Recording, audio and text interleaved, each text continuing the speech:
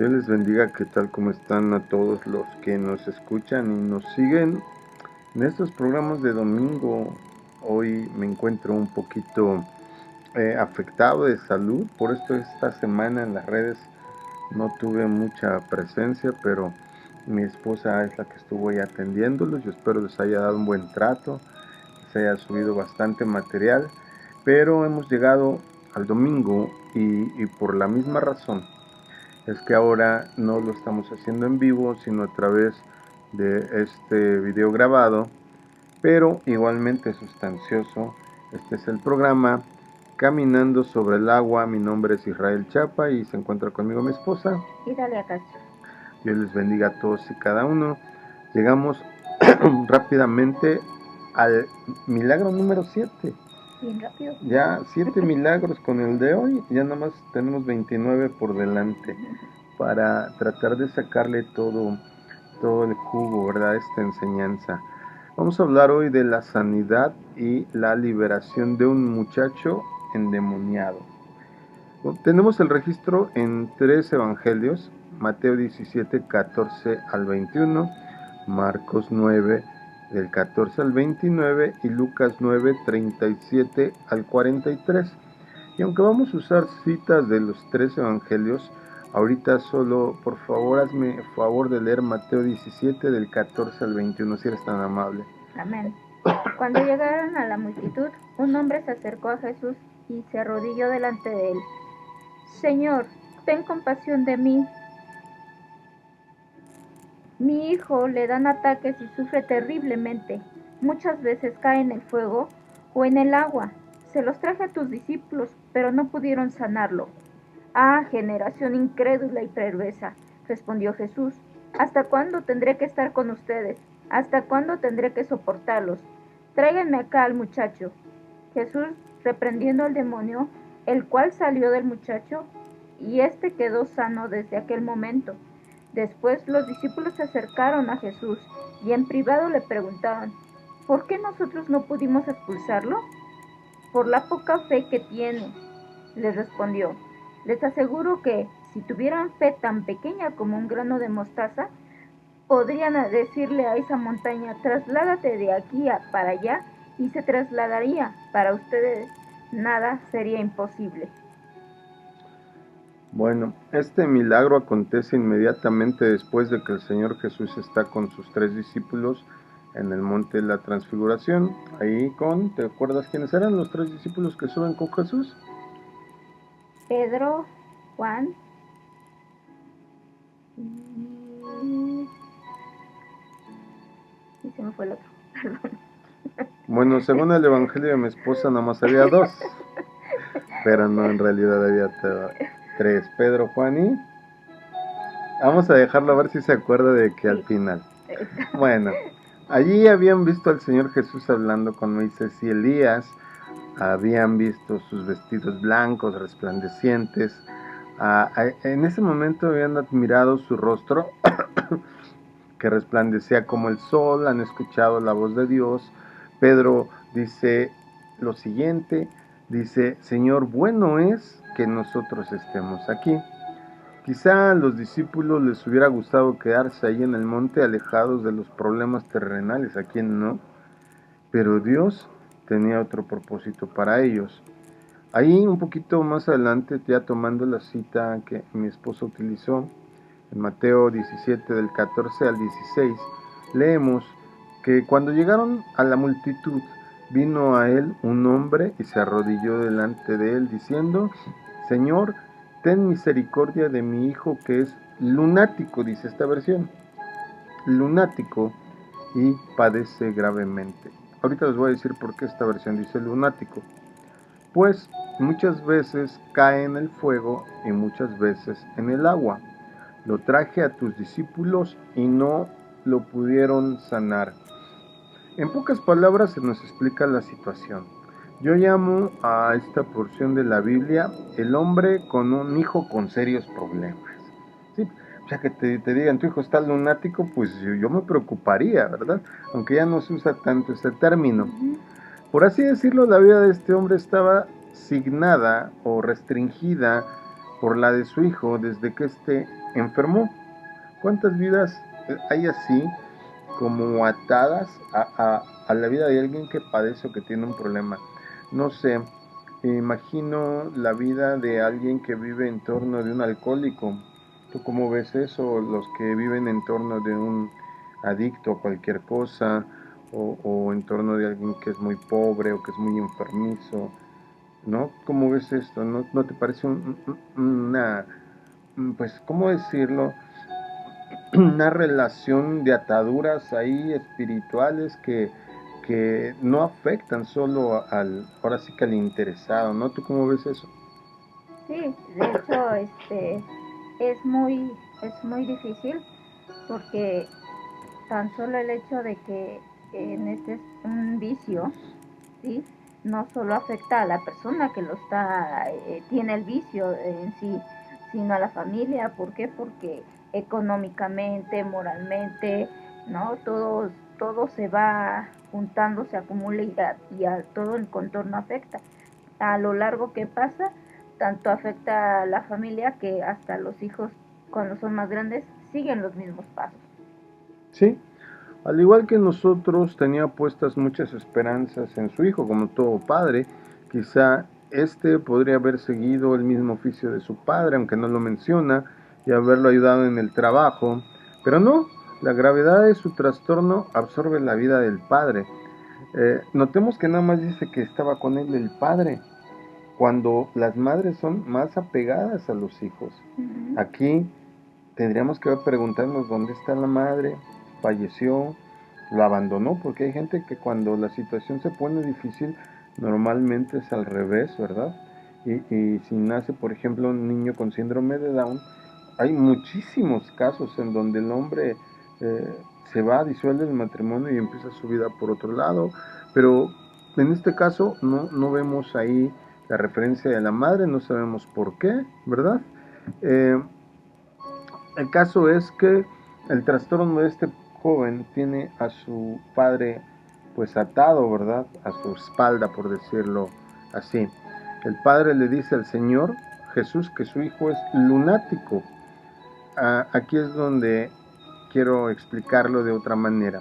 Esta palabra se utiliza solamente 2 veces en el Nuevo Testamento, lunático, y ahorita les digo la palabra griega que es. Pero la otra referencia está en Mateo 4:24, donde dice, y le trajeron todos los que tenían males, los que padecían diversas enfermedades y dolores, perdón, los endemoniados, los lunáticos y paralíticos, y él los sanó. El término lunáticos es la traducción del griego selenizomai, selenizomai. Quienes se llaman Selene saben lo que significa. Selene significa, como ya lo pudieron imaginar, luna. Luna. La idea es que estas personas son afectadas por la luna, o así tenían la creencia, ¿verdad? Esto es lo que el padre creía. Esto es lo que el padre creía. Quiero dejar eso bien claro. Y no necesariamente era el problema que tenía el joven. Porque muchas veces, al igual que el padre, perdón, nosotros creemos que nuestro problema estriba en alguna circunstancia y quizá el diagnóstico está mal hecho. Quizá pensamos que es un ataque del diablo cuando en realidad Dios lo permite, como en el caso del rey Saúl, ¿verdad? Porque literalmente dice que un espíritu iba y lo atormentaba hasta que él escuchaba el arpa de David. Uh-huh. Todo era un plan para que hubiera ahí una relación simbiótica entre Saúl y David. Entonces, el padre creía que el hijo era lunático. Al parecer en la antigüedad había personas que creían que los síntomas de la epilepsia se debían a un insulto a la luna. ¿Cómo ves? Si tú insultabas a la luna o le hacías un agravio, podía la luna maldecirte y tenías efectos que hoy conocemos como epilepsia. Lucas nos da más detalles ahí en el capítulo 9, verso el 38 al 40, mismo asunto. Dice, y aquí un hombre de la multitud clamó diciendo, maestro, pero mejor léelo tú. Maestro, te ruego que veas a mi hijo, y que es el único que tengo. He aquí un espíritu le toma, y de repente grita y lo convulsiona. Con espumarojos le sale pedazos. Espumarajos. Con espumarajos le sale pedazos y difícilmente se aparta de él. Yo rogué a tus discípulos que le echaran fuera, pero no pudieron. Por supuesto que se refiere a los 9 discípulos que quedaron abajo cuando el Señor Jesús subió al monte de la transfiguración. Aquí me imagino a los 3 que andaban con Jesús, se sentían la última coca del desierto. Ya me acordé de la otra. Sí, aquí se han de haber visto a los 9 así como dice Paquita, la del barrio, ahí en sus canciones, o la de inútiles, les ha de haber dicho. Pero aquí hay, hasta en esto de que estos 9 se quedaran abajo, tiene un porqué. Pero estamos hablando solo de los milagros de Jesús. Nada más es para que veas que a una porción bíblica le puedes sacar mucho, mucho jugo. No sé cuántos años llevo predicando. Ya más de 12 años predicando. No sé cuántos exactamente. No, es que yo tengo problemas con el tiempo. Y no me canso y no me canso y siempre le saco y le saco y le saco. Porque la palabra de Dios es eterna y siempre tiene una actualización nueva o un pasaje el cual se nos revela y nos llena en ese momento de tanta necesidad. Pero bueno, estamos hablando de esto, de los milagros. Regresemos a la escena, ¿verdad? Imaginemos a estos 9, como decía. Cuando el padre les trajo a sus hijos para ser sanado, uno de ellos le ha de haber preguntado al otro: ¿te animas a hacer este milagro, manito? Ay, perdón, es que traigo mal mi garganta a la fuerza y ahora sí me duele. Mira que este es un caso muy difícil de haber contestado ahí el más ecuánime, ¿verdad? Otro de haber dicho: no, yo no me animo, no vaya a ser, ¿verdad? Y otro de haber dicho: lo voy a intentar, pero no sé qué vaya a pasar, como que no tengo tanta confianza. Y el que hace lo mejor que puede utiliza su voz autoritaria, pero, sin embargo, fracasa. Quizá otros trataron con el mismo resultado, no sabemos, no hay una narración de qué pasa con los 9 mientras están tratando de liberarlo. Pero el hombre ahora va directamente a aquel que él sabe que tiene la reputación de haber hecho cosas maravillosas. Voltea, lo ve venir y le dice: Señor, tus discípulos no pudieron. ¡Wow! Cuánta amargura en esa palabra, ¿no? Imagínate como padre, vas con toda la ilusión, ves a 9 que han andado con el maestro, ¿qué es lo que tú te esperas, no? Pues, siquiera se les pegó algo, ¿no? No está el maestro. Uno de los 9 tiene que salir bueno, son 9, y de los 9 no se hizo ni uno. Entonces ve al Señor y dice con amargura: no pudieron.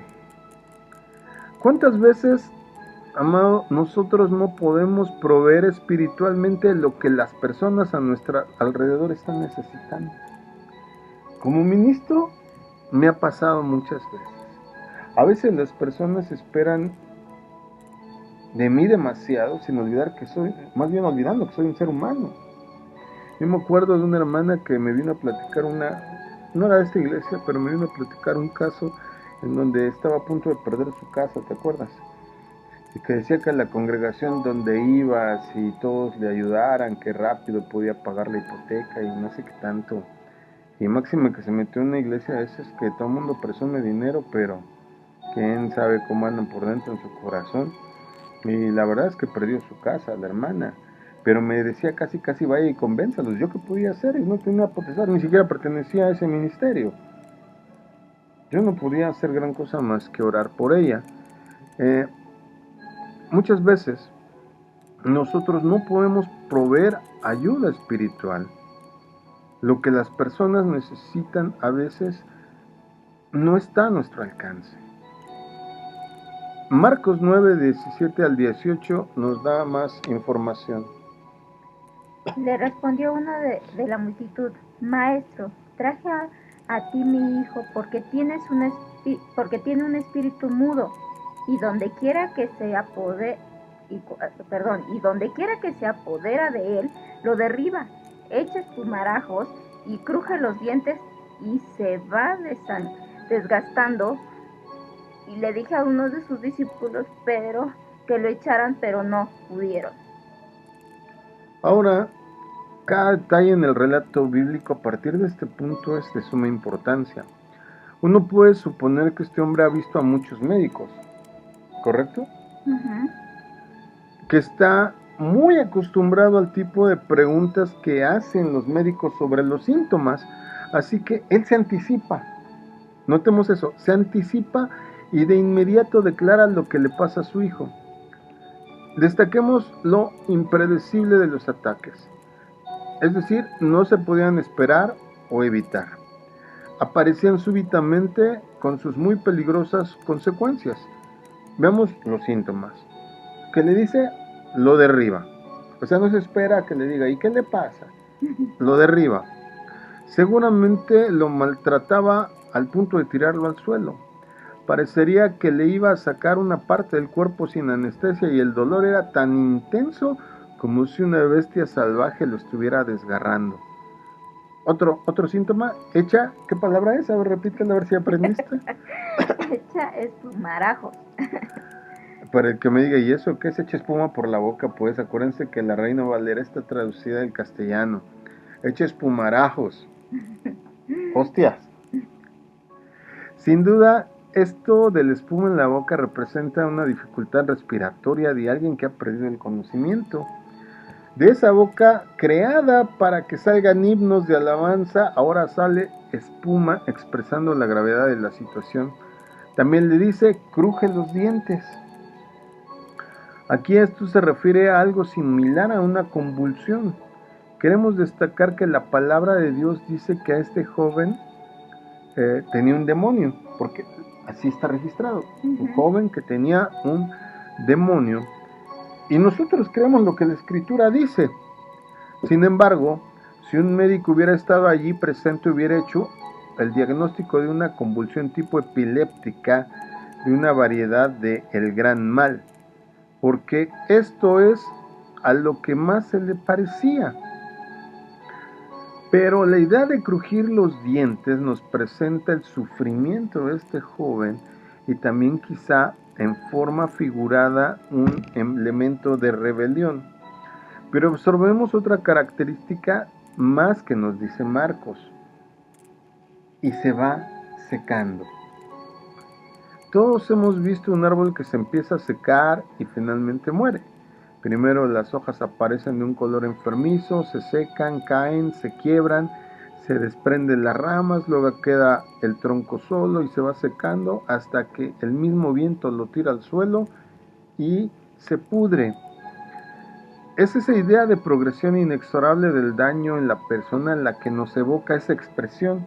Se va secando. Yo lo he dicho muchas veces, cuando una persona lleva tiempo enferma, es evidente en su cara, se ven los signos de la enfermedad, aunque tú no sepas su diagnóstico, su cara se ve más afilada, se ven, como decía mi mamá, pero no sé ni cómo lo decía porque es, bueno, tú me vas a entender que es una contraposición, pero ella decía, los cachetes se le ven desinflados.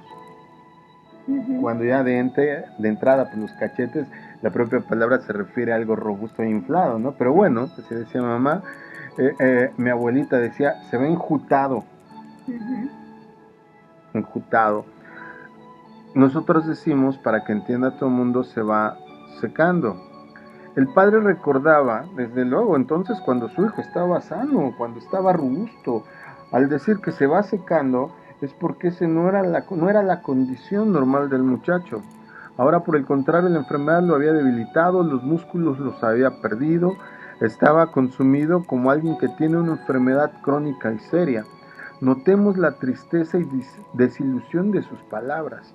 Dije a tus discípulos que lo echasen fuera, pero no pudieron. El padre no tenía duda de que la sanidad no se había producido. Se dio cuenta del fracaso de los discípulos, que aunque tenían buenas intenciones, no tenían el poder.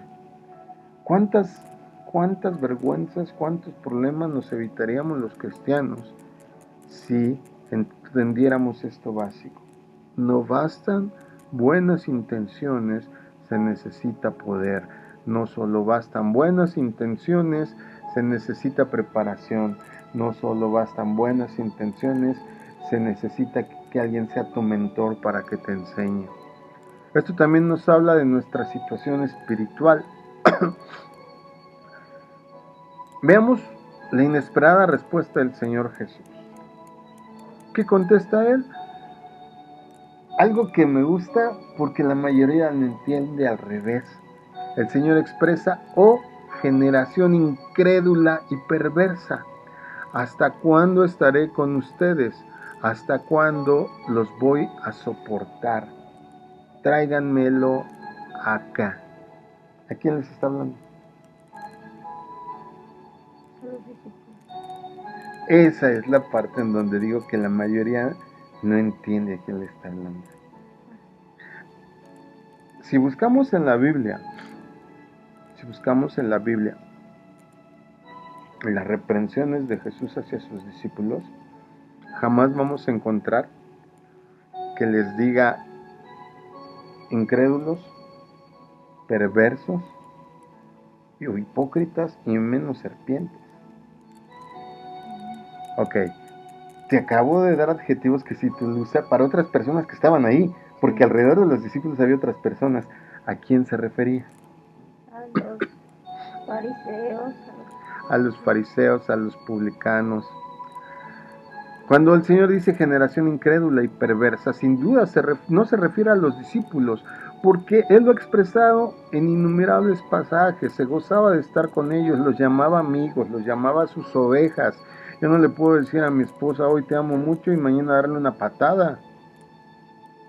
Yo no creo que esta dura expresión sea dirigida a sus amigos. Esta expresión es dirigida a la multitud de curiosos que están mirando la escena y que son los incrédulos y que seguramente, ¿te imaginas su actitud buleadora y burladora cuando no pudieron sanarlo? Sí. Los discípulos ahora están expectantes de lo que pasa con su maestro, puesto que ellos ya fracasaron. Por supuesto, aquí la generación adúltera y pecadora se refiere a los incrédulos. En los versos 11 y 12 de Marcos 8 leemos: Salieron los fariseos y comenzaron a discutir con él, pidiéndole una señal del cielo para probarle. Él suspiró profundamente en su espíritu y dijo: ¿por qué piden esta generación una señal? De cierto les digo que a esta generación no se les dará ninguna señal. Es obvio que en este caso se refiere a los fariseos. Cuando Él les dice, ¿hasta cuándo os soportaré? Podemos leerlo en Marcos 9:19. Nos vamos a dar cuenta que sí, en efecto, este comentario no alude a los discípulos, como he escuchado, no sé ya cuántas prédicas al respecto. Pero, como digo, a todos, sobre todo los que ya les interesa estudiar la Biblia en forma, hay que asistirse de las herramientas, pasajes paralelos, palabras similares, el orden de ideas y hasta de palabras con que se dirigen a cierto grupo de gente. Bueno, y si son más modernos, como un servidor que nos asistimos de herramientas más modernas, pues hasta la psicología de los personajes. Y nos vamos a dar cuenta claramente que se refiere a los fariseos. Pero también, por supuesto, que el Señor está entristecido por la falta de fe de sus discípulos, a quien les había dado ya la potestad de sanar enfermos. El dolor intenso del Padre. Regresemos. La situación del hijo, toca la fibra más íntima del corazón del Señor. ¿Qué habrá peor? Que un padre suplicando por la vida de su hijo? Y no me refiero a peor de algo malo, sino que me ha tocado. Hemos ido a hospitales donde hemos empezado a orar por una persona porque nos mandan llamar. Me pasó aquí en la clínica que acaban de derribar, en la clínica 25 del Seguro Social, aquí en la calzada Ignacio Zaragoza. Van a construirla, creo, van a hacer un hospital nuevo. pero me pasó que en alguna ocasión me llamaron para orar por un muchacho que tenía pues, serios problemas. Este, Me dejaron entrar sin ningún problema. Y cuando estuve en el piso del muchacho, porque son pabellones de 6 u 8 camas, pues ya me iba, ya había acabado de hablar con él, de orar por él, cuando toda la gente del piso se enteró alguien que estaba orando por los enfermos y pues ¿qué podía hacer? Y luego que era el área pediátrica. Por favor, me decían, ore por mi hijo. Gente me dijo claramente, yo soy católico, pero una oración no se le niega a nadie, por favor, pastor. Y wow, yo claro veo esta escena y recuerdo esta ocasión que les estoy narrando y ya nada más de acordarme, ya ni les sigo porque Más que nada porque cuando lo sufres tú, sí, sí duele, porque es tu cuerpo. Pero el ver que el ser amado, el tú que salió de ti, que es parte de ti, pues ha de ser un dolor, es un dolor, mejor dicho, mucho más grande, ¿no? Del que tú puedas soportar. claro, porque cuando el Señor Jesús estaba aquí en el mundo, Él sufrió nuestras penurias. Eh, Traemos un problemito ahí con la cabeza, con las vías respiratorias y otras cosillas que a veces lo único que me consuela es decir, bueno, Él vino y seguro padeció por dolores, como está escrito, padeció, no sé, quizás si hubiera llegado a los 53 años que estoy a punto de cumplir, también hubiera tenido achaques porque estaba en un cuerpo humano, no sé. Y eso me reconforta un poco porque Él vino a sufrir nuestras penurias. Lo hizo no desde un punto de vista teórico o imaginario, sino de una forma real, las experimentó. Él no era un superhombre o un superhéroe de la mitología nórdica, no era un dios griego que andaba por este mundo despreocupado e indiferente a la desgracia y al sufrimiento de los seres humanos. Por eso el profeta Isaías en Isaías 53:4 nos dice, ciertamente Él llevó nuestras enfermedades y sufrió nuestros dolores. Nosotros le tuvimos por azotado, como herido por Dios y afligido. Ahora, nos preguntamos de qué manera el Señor Jesús sufrió nuestros dolores. Como médico, al cortar con el bisturí la piel, yo le diría al paciente, sé que esto le va a doler. Si yo fuera médico, le aviso, ¿verdad? Con anestesia y todo te va a doler.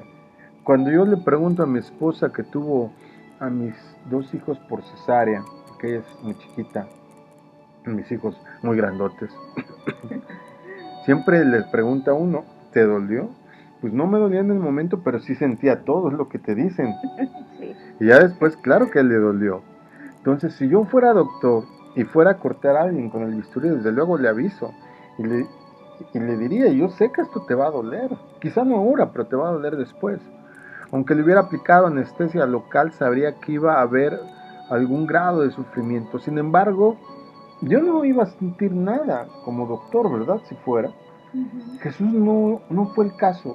Cuando leemos la mitología griega, por ejemplo, el hecho de que juegan con los hombres, el hecho, por ejemplo, de la leyenda de Prometeo cuando roba el fuego, el caso de Sísifo, que tiene que subir la colina con esta pesada roca todos los días, todos los minutos de su vida, no sé, de cualquier mitología que tú me quieras decir, siempre son como muy ajenos al ser humano, ¿no? Sí, que nada más les interesa que lo adoren, que crean en ellos, pero lo que pasa en el sufrimiento del ser humano, pues no mucho les interesa. Claro, inclusive con todo y que yo soy ecologista de hueso colorado, hablando de ciertas religiones, sobre todo asiáticas, en donde le dan el mismo carácter a una hormiga que a la vida de un ser humano, y con todo el respeto que me merecen, que vuelvo a repetir, amo a los animales y trato de cuidar mi entorno y ecológicamente tener una vida más verde, yo jamás podría, por ejemplo, como los budistas, afirmar que el alma de una hormiga al de una persona es igual, porque de entrada, pues, son dos cosas diferentes. El espíritu animal al espíritu humano. Pero bueno, dejando todo eso de lado, Jesús tiene otra manera de relacionarse con la creación. Por tanto, Él sufrió. Cuando dice que sufrió por nosotros, lo dice con conocimiento de causa. Ay. Tengo el conocimiento de las experiencias previas y de lo que he estudiado en cuanto al dolor que provoca el procedimiento que estoy efectuando, dijo un doctor, y de cuánta anestesia local la mayoría de las personas necesitan, dijo un anestesiólogo. Pero no fue así con Jesús. No fue, yo sé que esto te va a doler, pero te voy a poner anestesia, pero yo no voy a sufrir. Te voy a operar y te voy a ocasionar estos efectos secundarios, pero yo no voy a sufrir, ¿no? Ciertamente, como dice Isaías, Él llevó nuestras enfermedades y sufrió nuestros dolores. Esto está muy por encima de nuestra comprensión, pero más aquel que es Dios manifestado en carne, sufrió en vida mucho más de lo que nosotros entendemos. ¿Cómo creen que Él se sintió cada vez que vio un ultraje? Al grande golpeando al pequeño, al poderoso ridiculizando y rebajando al indigente, al percibir el abuso sobre la viuda o el huérfano. ¿Que ustedes creen que era de palo, que le importaba un pepino? No. Qué maravilloso saber y pensar que Él sufrió lo mismo que nosotros. Por eso, una clave bien importante para vivir la vida cristiana es pensar qué hubiera hecho Jesús con esto que me está pasando. Es algo que yo le recomiendo ampliamente a todo el mundo. Él lo único que dijo es, ¿hasta cuándo estaré con vosotros? Esa parte yo creo que sí ya se la dirigió un poco a los discípulos. Es como si Él dijera, ¿hasta cuándo tengo que estar en medio de un pueblo que es incrédulo y de un corazón frío para las cosas de Dios y de unos discípulos que todavía no se la aprenden? Pero gracias a Dios, este no es el fin de la conversación, porque esta narración hubiera acabado muy triste, ¿no? Imagínate, y fueron y no pudieron. ¿Qué hubiera acabado ahí la narración? ¡Wow! Yo ahí cierro la Biblia y vámonos al mundo de regreso, créeme. Porque entonces, ¿cuál es la diferencia? A veces preguntan como cristiano, ¿cuál es la diferencia más evidente entre un católico, por ejemplo, apostólico romano, y nosotros los cristianos evangélicos? Y la mayoría se cimenta en lo evidente y dicen las figuras o imágenes, los preceptos, ustedes no creen en María, cuando eso no es lo más relevante. ¿Te acuerdas lo que nos pasó allá en Santa María Albarradas, en Oaxaca? Con esta hermana que me mandó llamar específicamente. Bueno, después fue hermana, en ese momento no lo era. Y me hizo esa pregunta, ¿ustedes por qué no quieren a María? Y tenía una pared llena de santos, de imágenes y de cosas. Me dice, entonces, si yo creo lo que usted dice, pero entonces para yo creer tengo que quitar todo eso. ¿Cuál fue mi respuesta? No, usted sigue aprendiendo.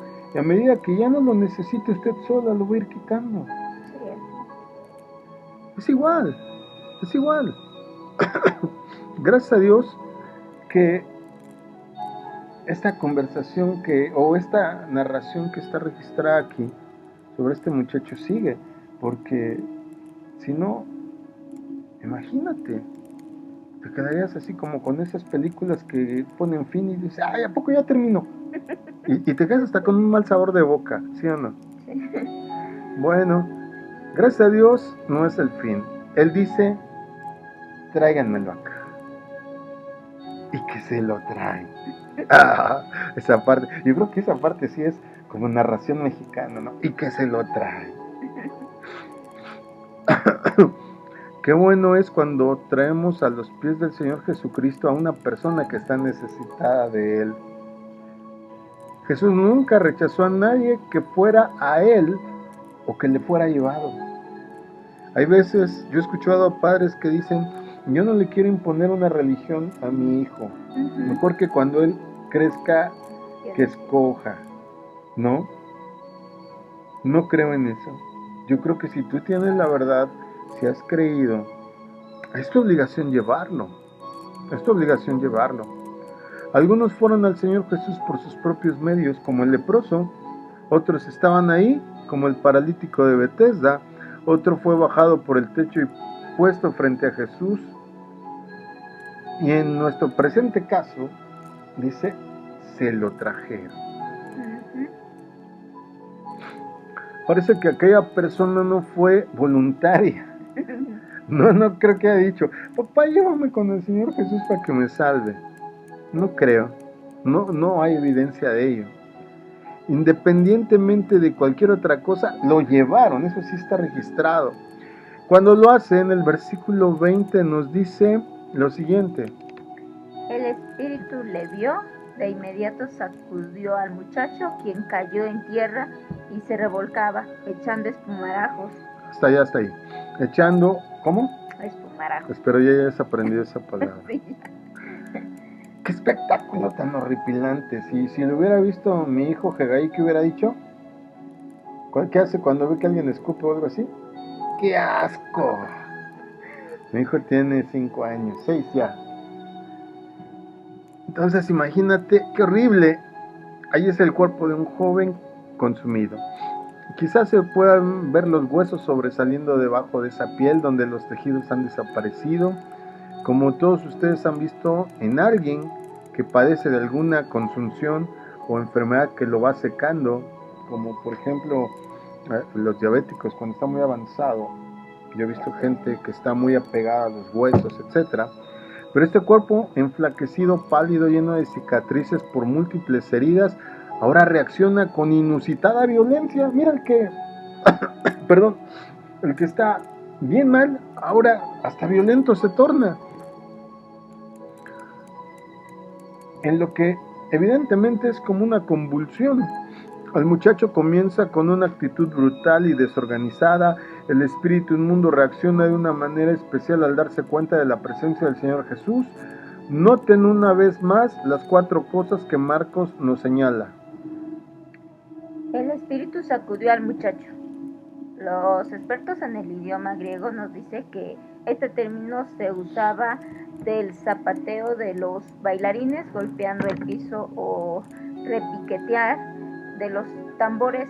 La idea aquí pareciera que algo es golpeado a repetición, de algo que se rompe, que es lacerado o que se agita. Entonces imagínate, el muchacho se sacudía y sonaba algo así,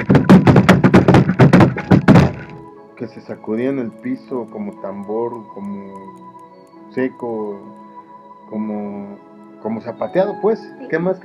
Serían sus huesitos que ¿sí? Ya estaban, ¿no? Sí, no. Cayó en tierra, sin duda de forma inesperada y sin tener tiempo para proteger su cuerpo. Un golpe más cicatrices en su cuerpo que ya había sido herido varias veces. Y 3, echando espumarajos. La espuma salía por su boca. El espectáculo era sin duda una escena de horror. El padre está desesperado porque otro ataque ha ocurrido. La multitud estaba aterrorizada al ver esta escena, con el temor de que cualquier momento el joven podría morir. Y esta situación de emergencia, el Señor Jesús, que siempre está en perfecto control de la situación, actúa en forma calmada y tranquila. Como médico he aprendido que las peores emergencias es muy importante conservar la calma. Y 4, le echa en el fuego o en el agua. Como los ataques eran inesperados, había un peligro muy grande cuando el joven estaba cerca del fuego por las quemaduras que le había provocado, y lo mismo en el agua, por el peligro de ahogarse. Sin duda este demonio quería de alguna manera destruir completamente a este joven. Estos episodios no habían pasado unas pocas veces, sino que el padre dice muchas veces: le echa en el fuego o en el agua para matarlo. El padre está desesperado, ve que su hijo se está debilitando, enflaqueciendo y está consumido. el cuerpo cubierto de horribles cicatrices por los golpes y las quemaduras. Sin duda que los episodios eran más frecuentes que en el pasado, porque no podemos imaginar que hubiera sobrevivido tanto tiempo con la condición en la que se encontraba, ¿no? Yo me imagino el rostro lleno de compasión y de amor del Señor Jesús. Mira al Hijo, luego mira al Padre. Allí está ese joven que en el propósito eterno de Dios fue creado para la gloria de Dios. Y en vez de estar jugando con sus amigos y demostrando la salud y la energía de alguien de su edad, estaba como un espectáculo conmovedor y terrible. Ahora Jesús de Nazaret hace una pregunta. ¿Hace cuánto tiempo sucede esto? ¿Sabía el Señor Jesús la respuesta? ¿Tú qué crees? Sí. ¿Por qué hizo la pregunta? ¿Será por la gente que estaba ahí? Claro. En primer lugar, para enseñarle a los discípulos que eso no era algo que había aparecido el día anterior. Era un problema serio y de mucho tiempo. Para los médicos es muy importante saber cuándo empezaron los síntomas y por cuánto tiempo han estado. De esa manera se pueden sospechar ciertos diagnósticos y excluir otros. Hay otro aspecto que yo creo que es importantísimo. Cuando el padre dijo que eso le había ocurrido desde niño, estaba diciendo lo que sucede en esos casos desde el punto de vista social. Es decir, toda la vida de la familia había estado centrada o giraba en relación con la condición de ese niño. Por supuesto que no lo podían dejar solo por la crisis, porque esta podía suceder en cualquier momento con consecuencias muy graves, muy negativas. El hogar de este hombre había cambiado desde que los síntomas de la enfermedad habían comenzado. Seguramente, la palabra de Dios nos dice claramente y en forma terminante que este joven tenía un demonio. La Biblia no lo afirmaría si esto no fuera una realidad. A veces cuando a nosotros nos llaman a orar por un asunto en donde cree la gente que hay una situación de espíritus inmundos, uno tiene que hacer un diagnóstico a las veces de un doctor. Por eso hace rato hablábamos como si fuera un doctor, porque a veces en ciertos sentidos lo somos, y hay que hacer un diagnóstico, hay que descartar si lo que le está padeciendo a la persona no es una cuestión de desbalance químico en el cerebro, si no es una condición de desdoble de la personalidad o cualquier otra alteración psicológica o algo de ese tipo. Y ya, si uno va descartando, ya llega a una conclusión. Créanme que las menos veces han sido por endemoniamientos que por enfermedades, digamos, que hoy están diagnosticadas. Pero aún así, también nos hemos encontrado con casos como este. Y cuando la Biblia afirma que este tenía un demonio, no es ni para dudarse. Nos podemos preguntar muchas cosas cuya respuesta no es fácil. ¿Cómo hizo un demonio para penetrar en la vida de ese joven, por ejemplo? Nosotros creemos que los demonios no pueden morar en los creyentes en el Señor Jesucristo porque cada persona que le pertenece a Él tiene su Espíritu Santo. Queremos remarcar que no todas las enfermedades se deben a la actividad demoníaca, como hace un momento dije. Aún en los tiempos del Señor Jesucristo no fue así. Él curó al leproso y no le dijo que tenía un demonio. Lo mismo con el paralítico de Betesda o el ciego de Juan 9. Y cuando Lázaro se enferma y muere, como se relata en Juan 11, no hay una mención de la actividad demoníaca. Cuando Timoteo está enfermo, el apóstol Pablo no le dice que tiene un demonio, sino le aconseja un tratamiento médico. Pero, sin embargo, en el Nuevo Testamento hay casos que corresponden a la acción de demonios. Hay que aprender a identificar esto perfectamente. En esta escena de crisis que nos plantea la enseñanza de hoy, de dolor, de violencia, de demostración del poder maligno de las fuerzas satánicas, el Señor Jesús con toda calma domina la situación con su pregunta sencilla y profunda. Me hace pensar cuando en una orquesta todos los instrumentos están sonando al máximo de su intensidad y de pronto todos los instrumentos musicales callan y solo la música suave y maravillosa de una flauta se escucha. Es que con esta pregunta de Jesús se sumerge en el conflicto y en la angustia de la familia. El padre dice, si puedes hacer algo, ten misericordia de nosotros y ayúdanos. Él quería que se hiciera algo, aunque fuera una pequeña mejoría, cualquier cosa que se pudiera hacer para ayudar en esa situación, pero Jesús estaba dispuesto a hacer mucho más que una pequeña mejoría parcial. ¿Cuántas veces nosotros en nuestras vidas le pedimos a Dios que haga algo, que haga un poquito, cuando lo que necesitamos es realmente que abra una obra completa? Le decimos, ábrenos un puente, déjanos ver un camino, cuando lo que necesitamos es una autopista. Y eso es precisamente lo que Jesús va a hacer.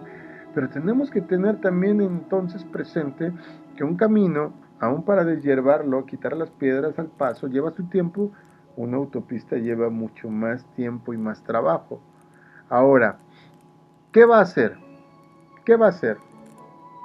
Le dicen, ten misericordia de nosotros, ayúdanos. Cuando en nuestro dolor y peligro y angustia vamos a Él, qué bueno es saber que contamos con alguien que nos quiere ayudar, ¿no?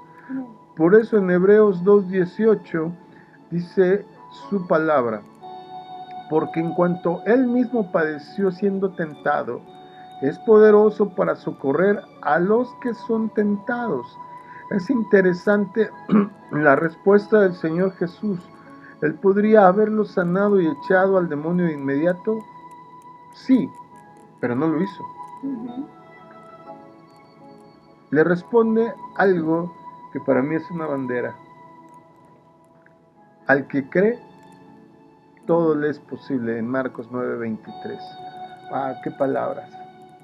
No hay límite. No hay dificultad que sea demasiado grande, no hay condición de salud que el Señor considere demasiado severa. Observemos una vez más la respuesta del Señor Jesús. Si puedes creer. Primera condición, creer. Fe a toda prueba. Al que cree todo le es posible. No hay problema que sea tan grande, no hay montaña que sea tan alta como son los cantos que cantamos, no hay abismo que sea tan profundo, que sea un obstáculo invencible para nuestro bendito Dios. Por eso el apóstol Pablo puede decir en las palabras de Romanos 8:28, y sabemos que Dios hace que todas las cosas, que todas las cosas huyen para bien a los ayuden. Ahora sí no alcanzo a ver. Y sabemos que Dios hace que todas las cosas ayuden para bien a los que le aman. Esto es, a los que son llamados conforme a su propósito. Pero ¿cómo podemos tener esa fe que mueve montañas cuando sabemos que desde el punto de vista humano es imposible? Veamos la respuesta del Padre en Marcos, mismo pasaje, misma situación, Marcos 9:24. Para mí esto es admirable. El Padre, sin duda, con lágrimas en sus ojos, con ese rostro desesperado por el dolor, mira a Jesús y exclama en voz alta, creo. Ayuda a mi incredulidad. Es decir, Él dice algo así como, yo quiero creer, pero me cuesta. Yo quiero creer, pero tengo algo en mí que me hace dudar. Yo creo porque veo que tú eres distinto. Yo percibo que hay algo en tus palabras, en tu presencia, que siente mi corazón de una manera que nunca sintió delante de otro ser humano. Yo creo que tú eres el que dices que eres el Hijo del Dios, el Mesías. Este hombre era honesto. Él no tuvo reparo en declarar su incredulidad. ¿Y cuánto le costaba creer? Muchas veces nos hemos encontrado con personas que nos dicen, a mí me gustaría creer, pero me cuesta tanto creer. En Romanos 10:17 tenemos la respuesta. La fe es por el oír, y el oír por la palabra de Cristo. Amigo, hermano, hay algo maravilloso que nosotros no podemos explicar que sucede cuando leemos las páginas sagradas. La fe empieza a crecer y luego la entendemos. Y sabemos entonces que sin fe es imposible agradar a Dios. Marcos 9:25 nos dice, pero cuando Jesús vio que la multitud se agolpaba, reprendió al espíritu inmundo diciéndole, espíritu mudo y sordo, yo te mando, sal de él y nunca más entres en él. Notemos los detalles. Le manda al espíritu al cual se dirige específicamente con el nombre de mudo y sordo. Creemos que estos también eran síntomas de este joven que no se mencionaron en los otros evangelios, pero que aquí Marcos registra que él experimentaba, pero solo durante los ataques, así se entiende. Observemos que el Señor Jesús reprendió al espíritu inmundo, no le dio una sugerencia. Lo reprendió y lo censuró. A veces reprendemos, pero no censuramos. A veces decimos, espíritu inmundo, ya no tienes más, yo he escuchado a quien dice, ahora no tienes parte ni suerte en la vida de esta persona. Pero no le decimos, vete. No le decimos, no puedes regresar. ¿Con qué autoridad puede Jesús hacer esto? Los discípulos se preguntaron durante una tormenta en el mar, ¿quién es este que hasta el viento y el mar lo ves? ¿Te acuerdas? Ya hablamos de ese milagro, ¿verdad? Sí. Marcos 4:41. ¿Con qué autoridad se hace esto? El apóstol Pablo nos da la respuesta en Filipenses 2, del 9 al 11. Por lo cual también Dios lo exaltó hasta lo sumo y le otorgó el nombre que es sobre todo nombre, para que en el nombre de Jesús se doble toda rodilla de los que están en los cielos, en la tierra y debajo de la tierra, y toda lengua confiese para gloria de Dios Padre, que Jesucristo es Señor. Las fuerzas satánicas no se quieren dar por vencidas rápidamente, grábatelo. Dado que el demonio ha sido echado, va a cumplir la orden, pero antes va a demostrar una vez más su poder maléfico. Observemos una vez más las palabras del Señor Jesús. Sal de él. Ahí está la reprensión. Y nunca más entres. Ahí está la censura. No es una curación transitoria y momentánea. Y en pocos días las cosas van a estar de nuevo como antes, ¿no? Cuando el Señor Jesucristo entra en la vida de una persona, el cambio es profundo y sustancial, además de permanente. En Juan 3, hablando de Nicodemo, el Señor Jesús compara ese cambio de vida con un nuevo nacimiento. El apóstol Pablo nos dice, de modo que si alguno está en Cristo, nueva criatura es, las cosas viejas pasaron, he aquí todas son hechas nuevas. Eso está en segunda carta a los Corintios 5:17. Ahora parece que la cámara deja el enfoque del Señor Jesús y del Padre y se concentra en el Hijo. Es que a mí me gusta imaginar estas escenas como que estamos rodando, ¿verdad? Una película. Y ahora que estamos viendo la serie esta de Chosen, pues más todavía me enfoco, ¿verdad? En esto. Entonces parece como que la cámara le hace un close-up al Hijo aquí en esta narración. Y dice, entonces clamando y desgarrándole con violencia el espíritu salió, y el muchacho quedó como muerto, de modo que muchos decían, está muerto. El espíritu satánico sale de este joven clamando su protesta, y sin duda el sonido es aterrador. Creo que esta sería la única evidencia para los que estaban ahí de que el espíritu inmundo había salido. Cuando esto sucede, otra crisis más se produce. El joven comienza a ser sacudido con violencia extrema. Cuando el temblor termina, el cuerpo del joven queda en el suelo totalmente inmóvil. No hay ningún movimiento, no responde a las palabras de su padre, no abre los ojos, aún pareciera que no respira y la gente vuelve a decir, está muerto. Que está muerto. Los curiosos, ¿te imaginas la escena? Se han acercado para ver todos los detalles de lo que está pasando. Ahora se dicen en sus corazones, ¡qué fracaso de milagro! ¿Para esto me esperé tanto tiempo? No me aventé ver nada más los nuevos fracasos de estos, más ahora el maestro también. ¿Cuánto te gusta? ¿Media hora? ¿Una hora? ¿Cuánto se tardarían entre todos? ¿Quién sabe? Pero gracias a Dios que la historia no termina aquí, porque si el otro estaba decepcionado, en este estoy enojado, si se hubiera acabado aquí.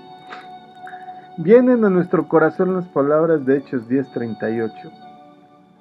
Me refiero a Jesús de Nazaret y a cómo Dios lo ungió con el Espíritu Santo y con poder.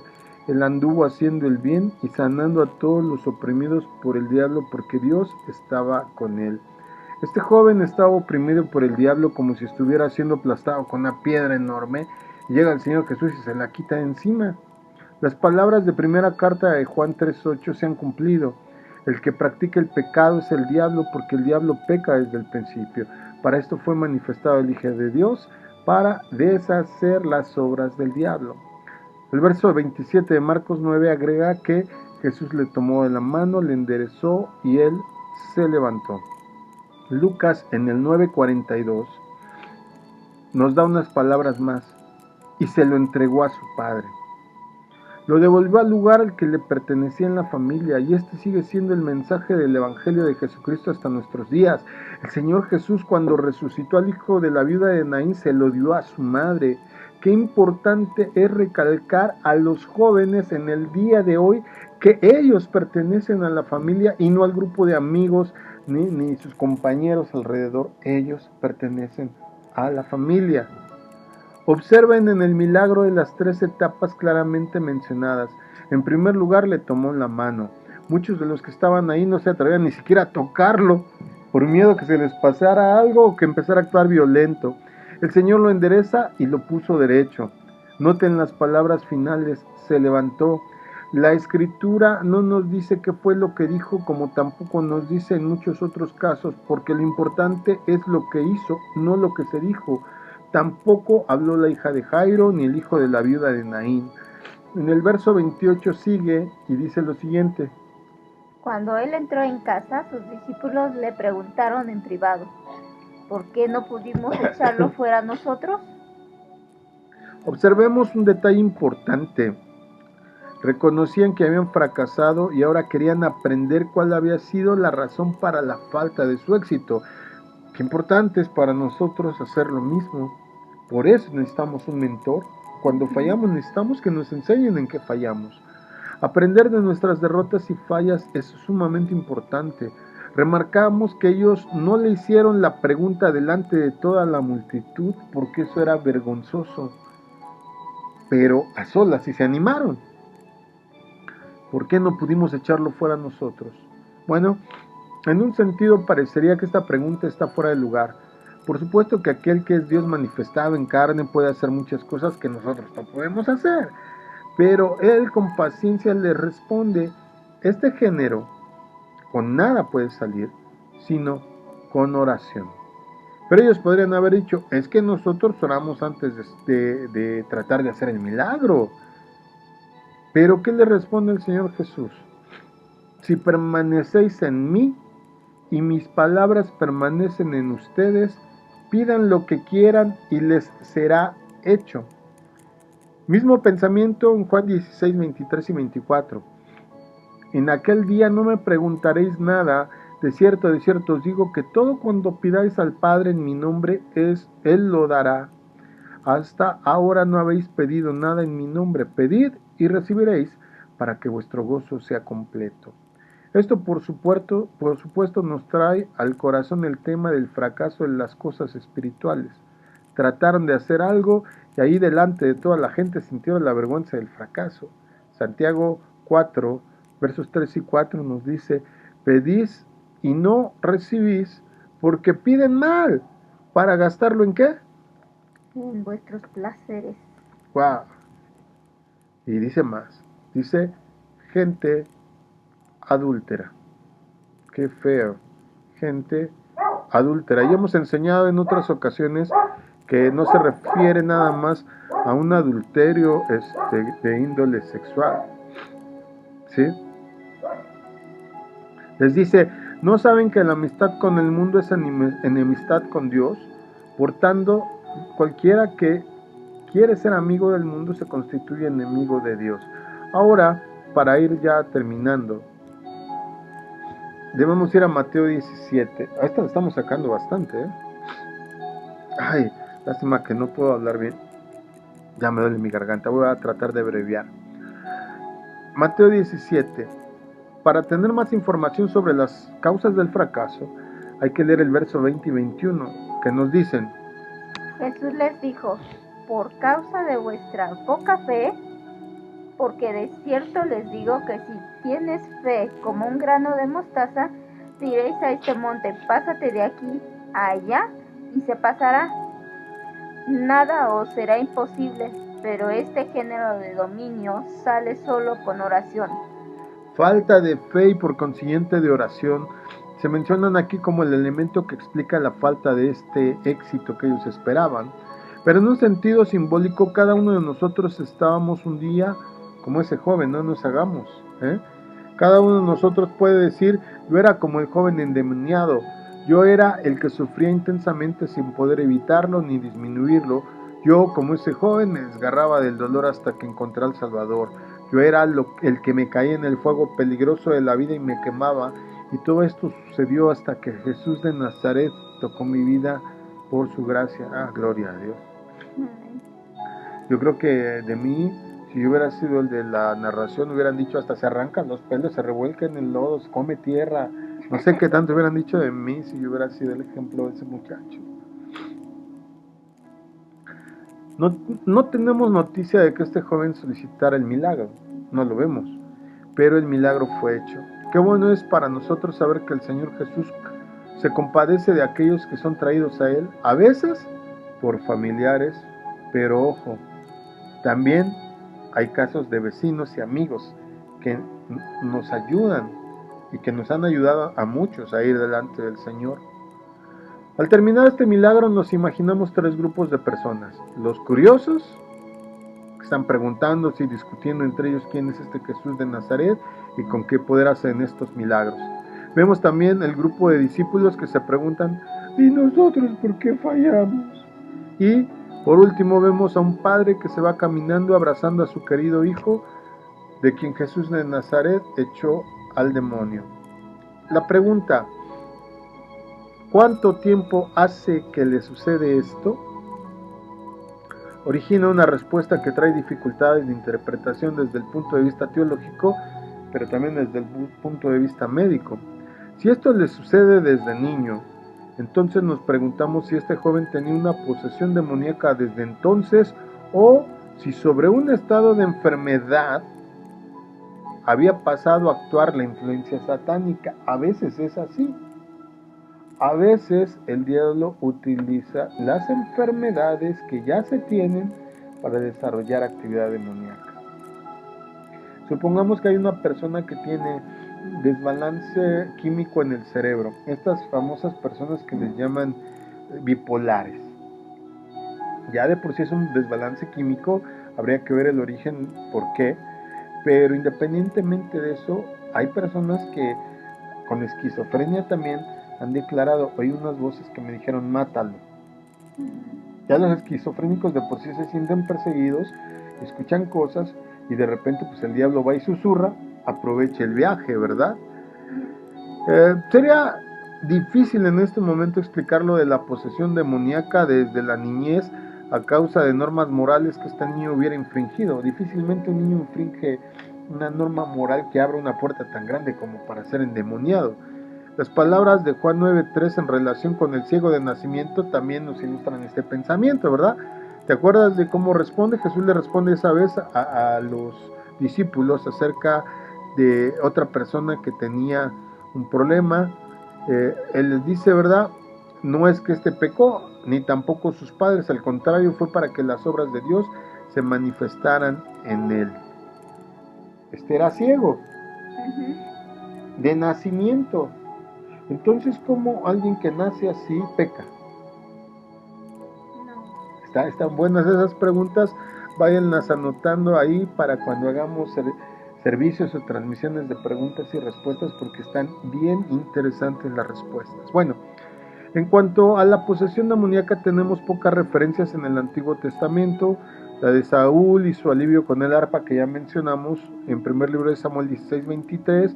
Por ejemplo, también la de la pitonisa de Endor en primer libro de Samuel 28:7. Creemos que la posesión demoníaca puede ser el resultado de un acto deliberado del individuo en ese sentido. Es decir, tú le das permiso al diablo de utilizarte.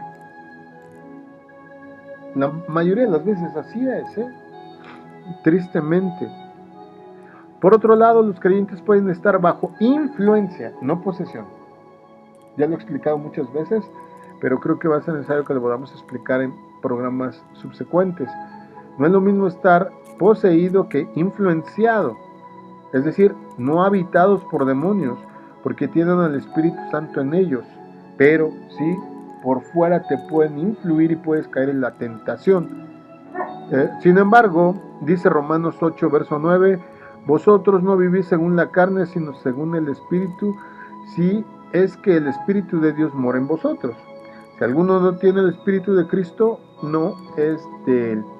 Desde el punto de vista médico, parecería ser muy improbable que este joven hubiera tenido estos ataques tan severos y frecuentes por tantos años.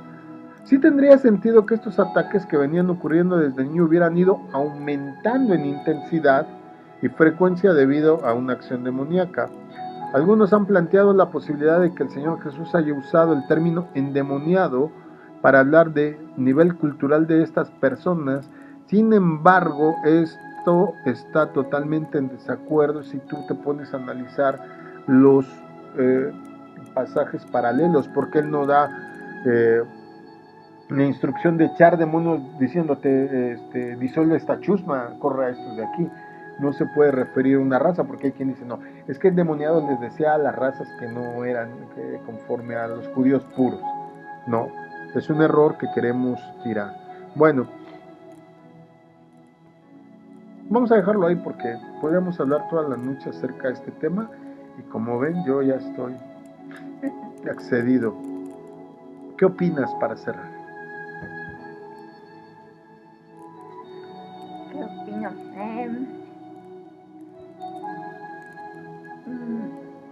Se aprende en el sentido de que en todos se basa en la fe, ¿no? El creer en el Señor. Pero también no solo de parte de los discípulos, sino también de la persona que viene buscando el milagro, por las dos vías. A mí me impresiona el hecho del padre que, bueno, como padres buscan la forma de ver sano a su hijo, buscar de uno, como mencionabas, tal vez habían buscado diferentes doctores, ver la manera, ir con los fariseos, ir con cuanto maestro que se pudiera, y conocían en ese entonces como pueblo de Dios. Era lógico que iban a ir a buscarlos, a pedir ayuda a los que se decían conocer la palabra de Dios, y que ninguno. Y el hecho de los discípulos pues era también en cierta forma, era lógico que al verlos caminar con ellos, porque supongo que ya sabían quiénes eran sus discípulos, y al acercarse a ellos pues ya, ¿no? Y ese es la cosa con el papá, que como dices tú, la mamá donde tal vez ya estaba cansada, tal vez ya no quería ver a su hijo estirarse, o tal vez no tenía la fuerza ya para acompañarlos, yo no sé, pero ese es el amor de un padre que busca la forma de cómo poder salvar a su hijo. Sí, es indudable. Pues yo espero que esto no lo dejemos solo aquí, sino que detone en cada uno de nuestros escuchas el hambre por saber más de Dios, por acercarse más a Dios, por prepararse para entender a cabalidad su palabra y sobre todo para que esta palabra se pueda hacer vida en cada uno de ustedes. Pues les dejamos porque ya fue un poco extenso el programa, pero recuerden que si Dios lo permite y ustedes quieren, pues nos oímos el próximo día domingo en este programa que se llama Caminando sobre el Agua. Mi nombre es Israel Chapa. Y Dalia Castro. Que Dios les bendiga, descansen. Bendiciones. Shalom.